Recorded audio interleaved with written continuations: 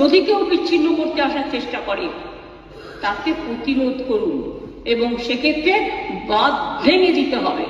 আর যারা কেউ কেউ বলছে বিহার দখল করব, উড়িষ্যা দখল করব, আমি বলি ভাই ভালো থাকবেন, সুস্থ থাকবেন, সুন্দর থাকবেন, কিন্তু এত বড় হিম্মত আপনাদের কেন কারো নেই যে বাংলা, বিহার, উড়িষ্যা সব নিয়ে নেবেন আর আমরা বসে বসে ললিপপ খাব? এটা ভাববার কোনো কারণ নেই।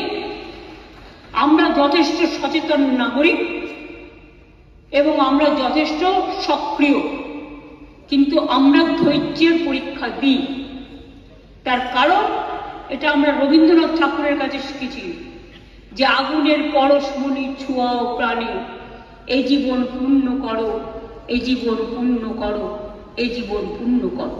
তাই আমি মনে করি ভারতবর্ষ